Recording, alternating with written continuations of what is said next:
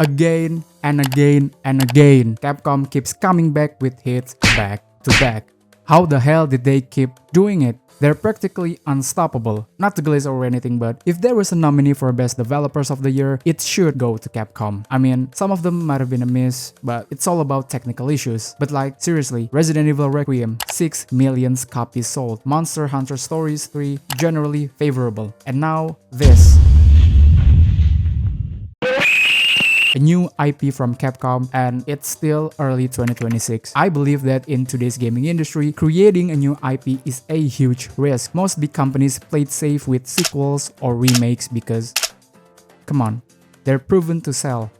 So Capcom made a new IP, released it, and got a successful sale. I don't know, it feels huge. They've cracked a formula that other big studios are still trying to figure out.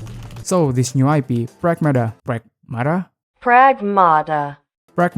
was actually delayed for years. It was supposed to launch in 2022, but it got delayed until 2026, roughly 4 years later. But when they released it, it's ready. It's polished. So it's not a fluke, not a coincidence on why it was a success. It's a result that they've been working on for years. But of course, that's not the only reason Pragmata turned out to be a success. There are several major factors why people are absolutely loving it.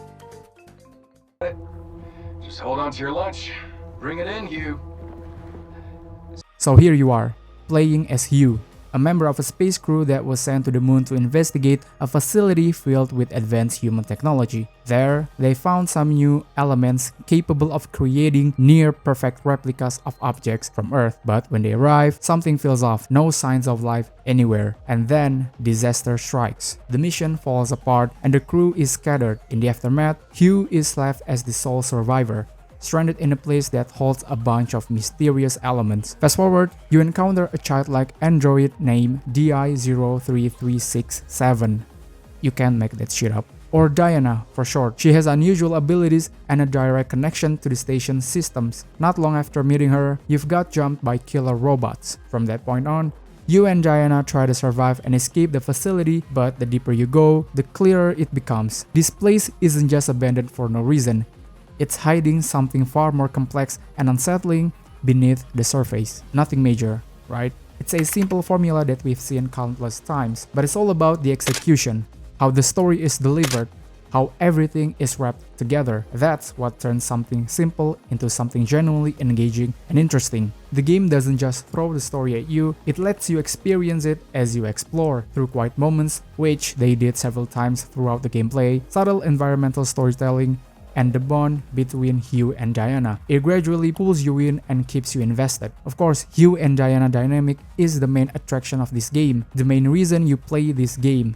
It really makes you feel like you're looking after a kid, but the more you play, the more you realize their connection goes beyond just human and android. It's not as simple as that. It starts to feel like a true father and daughter bond. An excellent narrative. That's the one thing I can confidently say about this story.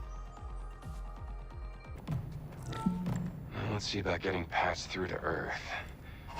It's a shooter game where Hugh, the character you're controlling, does the shooting while Diana, on your back, does the hacking.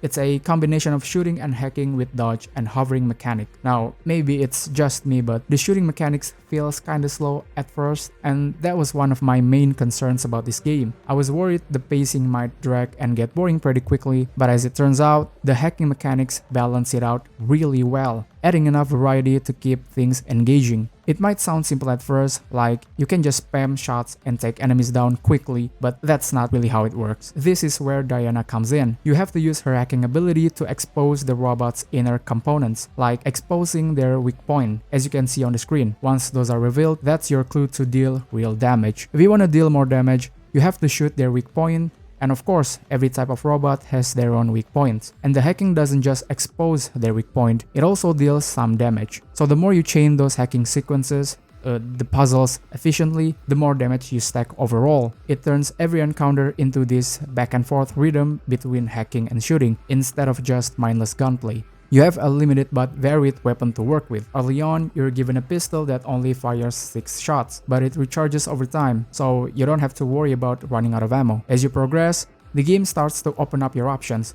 introducing weapons and tools like a laser gun, sticky bombs, and even hologram deploys, giving you more ways to approach each encounter. So if you think about it, it's actually pretty strategic and keeps you from getting bored. Also, there's this place called the Shelter. It's basically a safe haven where you can improve combat and hacking abilities through upgrades, and the unit printer to upgrade weapons and unlock skills. You can also customize your loadouts, managing your outfits for your character and Diana, which I did as soon as I reached the Shelter. Now, the only way to save your progress is through the Shelter. You can't save your game freely while exploring, which raises the stakes quite a bit, which is why there's this thing called escape hatches that you can find as you progress. It's like a checkpoint basically. From there, you can return to the Shelter to save the game or just to upgrade your gear.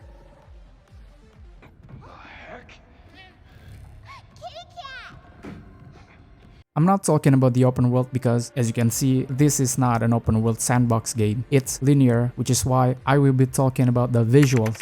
Visually, Pragmata is impressive. It leans toward this clean, futuristic sci-fi aesthetic, but there's a sense of isolation and unease underneath all of it. It's pretty similar to Dead Space through its sci-fi setting, over-the-shoulder shooting mechanics, and the industrial suit design, minus the horror element. I guess you could call it Dead Space. Haha, get it? Whatever. The lighting on this game is also absolutely stunning. The bright lights contrast with dark shadows, making this isolated place feel beautiful but also unsettling at the same time. Character design is another highlight of this game. Hugh's bulky astronaut-like spacesuit feels very practical. Nothing overly flashy, just clean, functional design with simple white colors and a hint of yellow that are easy on the eyes. Simple coloring, pleasant to look at. In contrast, Diana immediately stands out. Her oversized blue jacket gives her a distinct silhouette, and her color palette is so recognizable that even when you only see the color code, you can already tell that it is her. It's a simple design, but incredibly iconic. Let's not forget about the enemy/robot variety. When you first encounter the robot, it's a very simple, generic-looking design robot that you've probably seen dozens of times. But as you go to a newer location, you start seeing a wider range of enemy types, from the ones that seem almost harmless to this uncanny son of a bitch. You probably know this, but Capcom never really chased pure realism in their video games as far as I know. Instead, they lean more toward a distinct art style, and I really respect that. It's also likely one of the reasons they're able to consistently release multiple high-quality titles in a relatively short time. We really don't appreciate RE Engine enough.